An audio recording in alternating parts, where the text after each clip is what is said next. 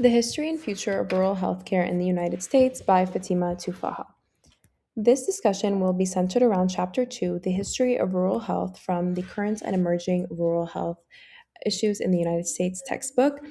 Starting off, we'll be discussing Western expansion in the United States and the early challenges, along with the urban and rural divide, how rural communities manage to survive, policy interventions, modern solutions, along with policy and ethics, discussing the urban and rural healthcare divide. So, Chapter 2, the history of rural health, discusses and focuses on the history of rural healthcare in the United States. It explains how Western expansion led to major gaps in access to healthcare, especially as people moved to more remote areas from urban areas. The Western expansion was basically the United government backed initiative to move people from highly concentrated like urban areas throughout the entirety of the United States. So this led to moving people to more remote areas where hospitals and established systems were not present. Rural communities lacked these trained doctors and basic infrastructure.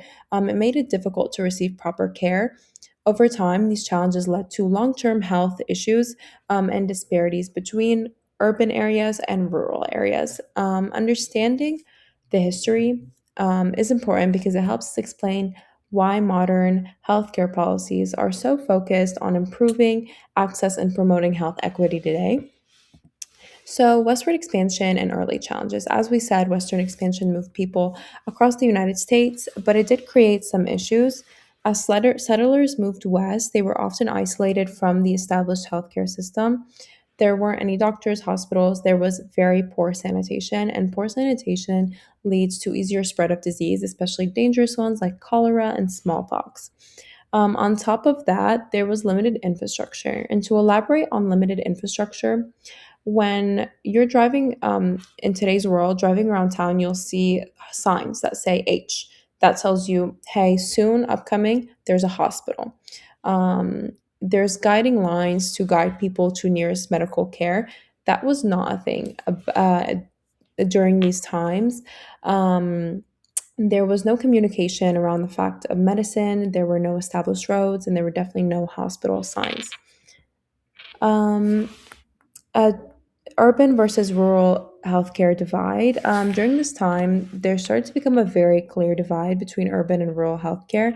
Cities had hospitals and they had medical schools and a growing number of physicians, trained physicians, which allowed them to improve quality of healthcare over time. These urban areas were rapidly expanding with state of the art research, medical cares, medicines, antibiotics, some state of the art discoveries were being made in these urban areas. However, in contrast, rural areas had very limited access to healthcare. There were fewer providers, fewer facilities, and people had to travel extremely long distances for very basic care, let alone emergencies or chronic health, right?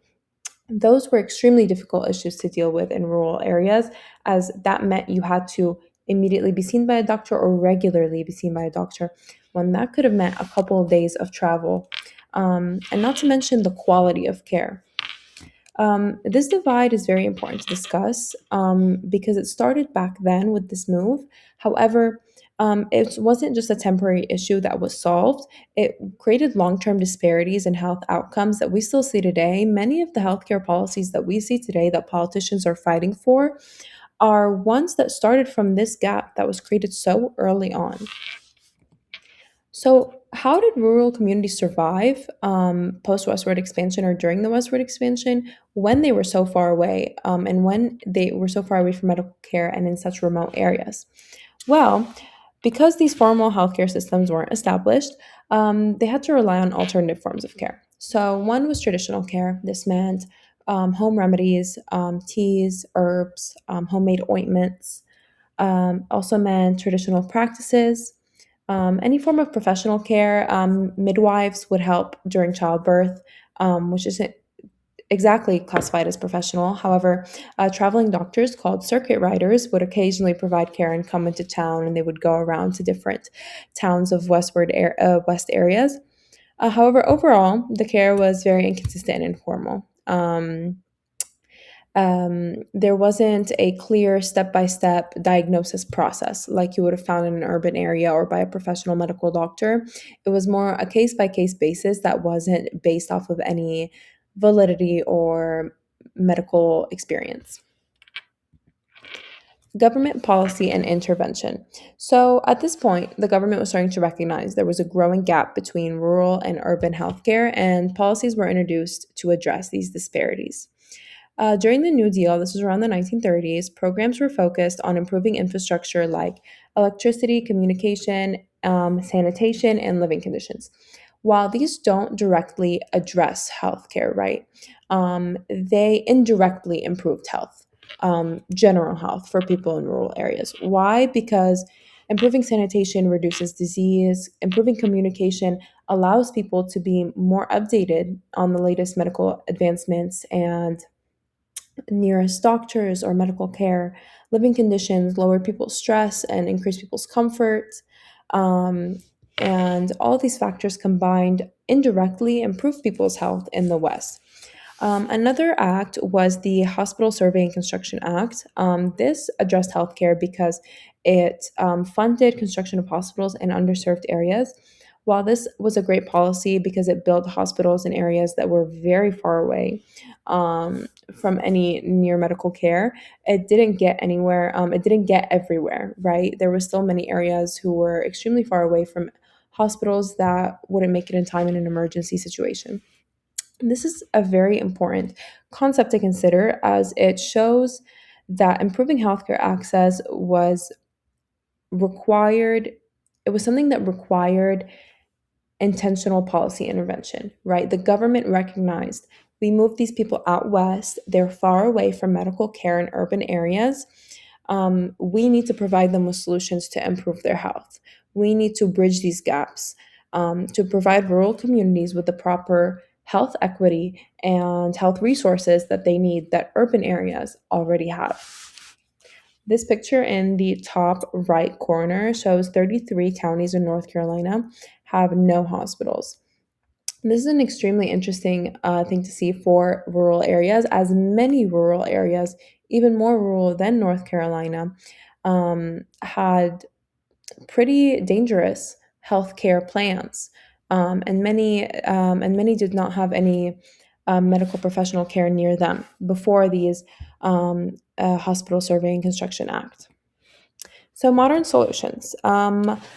Today, modern solutions are focusing on improving access to healthcare in rural areas. Telehealth allows patients to connect with healthcare providers remotely, which reduces the need for long travel. This is a very interesting point I'd like to elaborate on.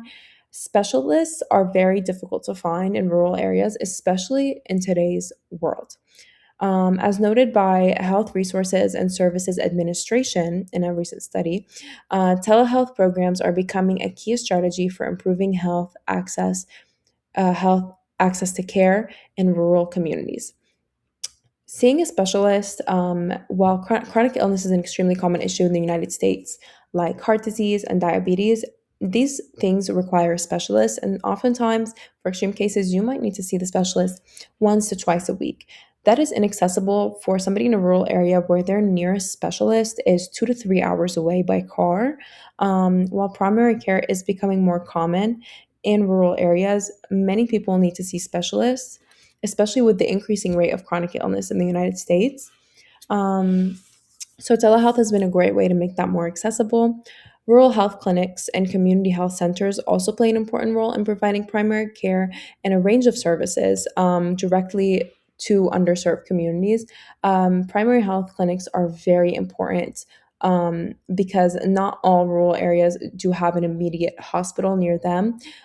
So, a primary care clinic is a great way to achieve basic health care and often provide no insurance and low pay rates for these underserved communities. Policy and ethical connection.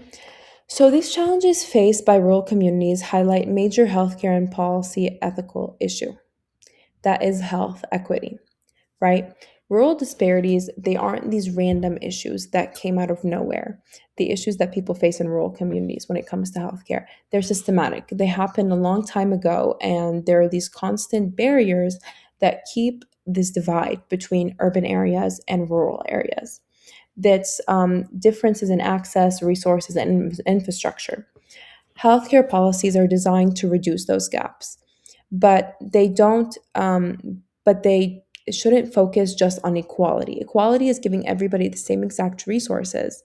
Um, but equity, health equity, means giving people what they actually need based off their specific situation.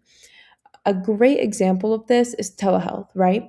While telehealth is a great way to solve an issue for many people who live far away from specialists and doctors, not everybody in rural areas and underserved communities has access to internet and computers. While people who are underserved in urban areas don't need those computers and internet, they can go directly to a doctor. That's another disparity and an issue in health equity we see in rural areas. A study by Andrilla and colleagues found that access to healthcare providers still varies significantly depending on geographical location, which reinforces these ongoing disparities. So, it's an interesting connection because it shows that these policies are well intentioned and they are meant to bridge that gap. However, they don't address the underlying social and economic factors at hand that could prevent um, a health equity and could prevent people from having access to fair healthcare. In conclusion, rural healthcare disparities began early in the United States history and have continued over time, the bridge between urban and rural healthcare. While policies and modern solutions have improved access to healthcare, they have not fully eliminated this gap. Moving forward, healthcare efforts must focus on equity and to ensure that rural populations receive the resources and support they need for better health outcomes. Thank you so much.